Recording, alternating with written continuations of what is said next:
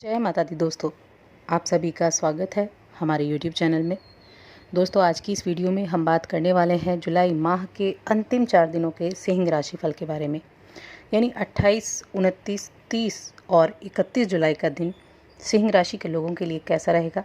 इन 4 दिनों में किस तरह के ग्रह नक्षत्र होंगे, किस तरह का योग बनेगा और वो आपकी दिनचर्या को किस तरह से प्रभावित करेगा, जानेंगे सब कुछ विस्तार से। शिक्षा के बारे में, व्यवसाय के बारे में, नौकरी, दुकान, प्रेम जीवन, पारिवारिक जीवन, हर चीज़ के बारे में बात करेंगे। तो आगे बढ़ने से पहले आपसे निवेदन है, चैनल को ज़रूर सब्सक्राइब कर लें। पास में जो घंटी का बटन है उसको दबा दें ताकि हमारी आने वाली सभी वीडियोज़ की नोटिफिकेशन आप तक पहुंच सके। दोस्तों, ये जो 4 दिन हैं, इन दिनों में चंद्रमा की स्थिति जो होगी वो तुला राशि से धनु राशि तक जाएगी। यानी आपके तीसरे, चौथे और 5वें भाव में चंद्रमा सक्रिय अवस्था में रहेंगे। इन तीनों भावों में चंद्रमा गोचर करेंगे और इसी के अनुसार आपकी जो दिनचर्या है वो प्रभावित होगी। इन 4 दिनों के मध्य में यानी कि 30 जुलाई को एकादशी तिथि है और इस एकादशी को पुत्रदा एकादशी के नाम से जाना जाता है। संतान प्राप्ति के लिए इस व्रत को किया जाता है। संतान की आयु को बढ़ाने के लिए, संतान को स्वस्थ रखने के लिए ये जो व्रत है ये किया जाता है। तो इस दिन आप भी फ़ायदा उठा सकते हैं इस व्रत का। भगवान विष्णु की और माँ लक्ष्मी की पूजा अर्चना इस दिन की जाती है, कथा सुनी जाती है और एकादशी की कथा सुनना वैसे भी बहुत लाभदायक होता है। तो 30 जुलाई पुत्रदा एकादशी व्रत भी है। चलिए अब जानते हैं कि ये जो 4 दिन हैं ये आपके लिए कैसे रहेंगे। इन 4 दिनों में चंद्रमा आपकी तीसरे भाव से 28 मार्च को गोचर करेंगे। तीसरा भाव पराक्रम का भाव है। इस दौरान आप काफ़ी एनर्जेटिक रहेंगे, ऊर्जा से भरपूर रहेंगे, जिससे आपके पराक्रम में वृद्धि होगी। यानी आपकी जो काम करने की क्षमता है उसमें वृद्धि होगी। आप आलस से कोसों दूर रहेंगे, हर काम को करने की जल्दबाजी होगी, अपने सभी कामों को अपने बल पर आप पूरा कर पाएंगे।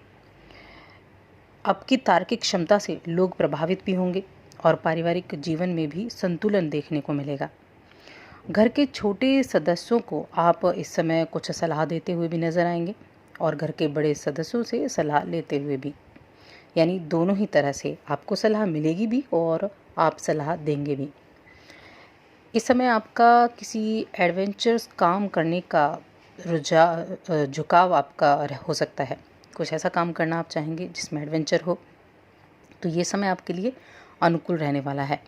इसके बाद 29 जुलाई को चंद्रमा आपके चौथे भाव में आ जाएंगे, यानी कि सुख के भाव में आ जाएंगी, माता के भाव में आ जाएंगे। देखिए, चंद्रमा का ये जो गोचर है ये माता के स्वास्थ्य में कुछ परेशानी दे सकता है। माता के स्वास्थ्य का आपको यहाँ ख्याल ज़रूर रखना होगा। और जो लोग इस राशि के घर से बाहर रहते हैं और अपनी माता के स्वास्थ्य को लेकर चिंतित हैं, तो आप ध्यान रखें, समय पर आप चिकित्सक को दिखाएं। तो बहुत ऐसी बड़ी बात नहीं है, लेकिन छोटी मोटी परेशानी हो सकती है। इस राशि के कुछ लोग इन दिनों में नया वाहन खरीद सकते हैं या नई प्रॉपर्टी खरीदने की प्लानिंग आप कर सकते हैं। कुछ ऐसी प्लानिंग करेंगे जिसमें आप कुछ निवेश करेंगे जिससे आप और अधिक आर्थिक रूप से मजबूत हो सके, या कोई वाहन खरीदने की प्लानिंग भी आप कर सकते हैं। तो खुद को स्वस्थ रखने के लिए एक तो आपको इन दिनों में व्यायाम ज़रूर करना है। और स्थितियाँ ऐसी भी हो सकती हैं कि कार्य क्षेत्र में आपका मन ना लगे, तो ऐसी स्थिति में आप व्यायाम की तरफ ज़्यादा ध्यान देंगे, मेडिटेशन करेंगे, योग करेंगे, तो आप अपने मन को अपने काम में लगा पाएंगे और आपकी जो परेशानियां हैं उनसे आप निजात पाएंगे। तो इस तरह से परिवर्तन जो है वो होता रहेगा आपकी लाइफ में। देखिए, ये जो समय है, इन 4 दिनों को आपके लिए हम व्यक्तिगत रूप से और व्यावसायिक रूप से दोनों ही स्तरों पर सौभाग्यशाली कह सकते हैं। आप इन 4 दिनों में विश्वास से भरपूर रहेंगे और अपने कार्यस्थल पर पूरी ईमानदारी से काम करेंगे, आलस्य को त्यागेंगे और अपने काम पर ध्यान ज़्यादा देंगे। इस समय हर चुनौती का सामना आराम से कर पाएंगे। ऑफिस के कुछ लोग जो आपसे चिढ़ते हैं, जो आपसे ईर्ष्या करते हैं, वे आपकी छवि को बिगाड़ने का प्रयास कर सकते हैं। तो ऐसे लोगों को नज़रअंदाज करें और अपना पूरा फोकस अपने काम पर बनाकर रखें। यदि कोई आपकी आलोचना करता भी है तो निराश होने की बजाय आप उससे प्रेरणा ले सकते हैं और आगे बढ़ने के लिए और अधिक कदम बढ़ा सकते हैं। आर्थिक लिहाज से ये समय आपके लिए ठीक ठाक रहेगा। लेकिन अपने हाथों को थोड़ा टाइट करके चलें, यानी खर्चे को संभाल के चलें। निवेश है तो आप ज़रूर कर सकते हैं, बेकार के खर्चों से आपको थोड़ा सा बेकार के खर्चों को अवॉइड करना होगा। आपके साथी का सहयोग आपको मिलेगा, संबंध मधुर रहेंगे और इस समय आपके रिश्तों में निखार आता हुआ दिखाई देगा। रिश्ते भी अच्छे बनेंगे। कुछ यात्राओं का योग भी बन रहा है। कामकाज के सिलसिले में यात्राएं होती हैं तो सफल सिद्ध होंगी, और अगर मनोरंजन के रूप में होती हैं तो आप अगर अभी अवॉइड करें तो ज़्यादा अच्छा है। इस समय आपके कुटुंब में किसी बात को लेकर कहासुनी हो सकती है, तो ऐसी स्थिति अगर बनती है तो वहाँ आपको अपनी समझदारी का परिचय देना है। जहाँ तक संभव हो तो ऐसी किसी बात को लेकर, ऐसी कहासुनी को आपको खुद अपने धैर्य से सुलझाना है। तो ये समय कुटुंब में परेशानियों को ख़त्म करने का भी रह सकता है। संतान की तरफ से अच्छा समय है। संतान के लिए इस समय ये खुशियों का समय भी हो सकता है, और विद्यार्थियों के लिए भी ये 4 दिन बहुत ही बेहतर साबित होने वाले हैं।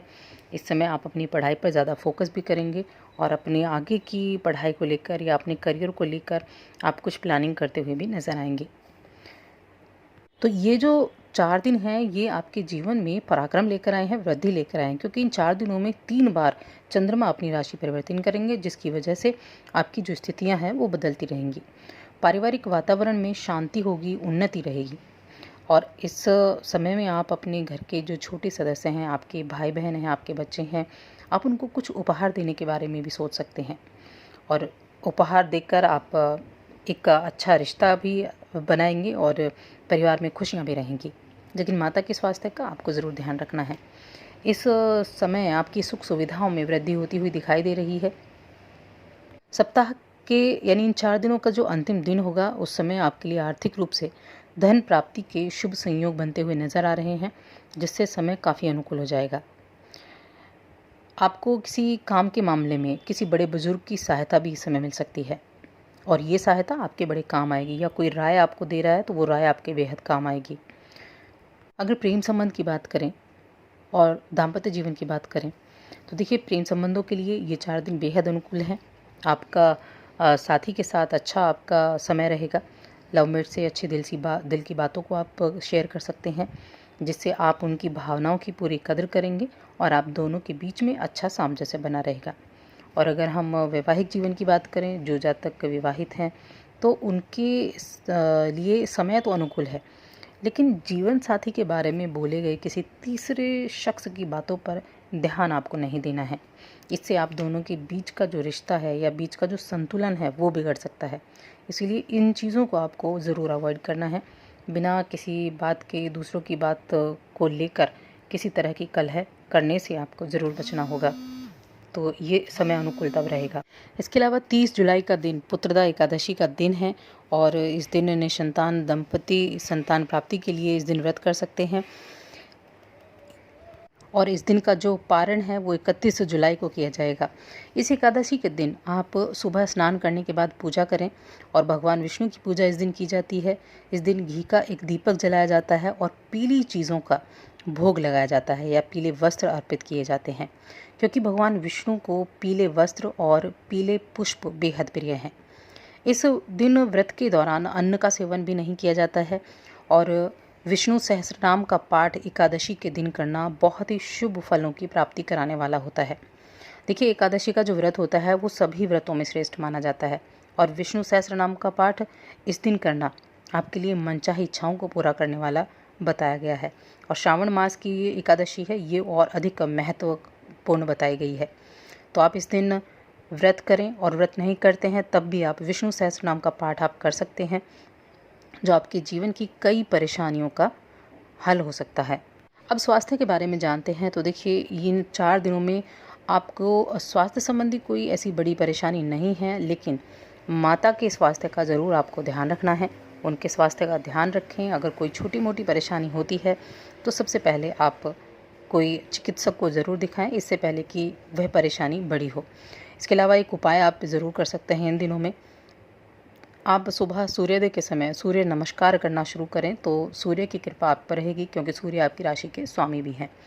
तो दोस्तों, और अधिक ऐसी जानकारियों के लिए चैनल को सब्सक्राइब कर लें और हमारी इस वीडियो को ज़्यादा से ज़्यादा लाइक करें, शेयर करें। धन्यवाद।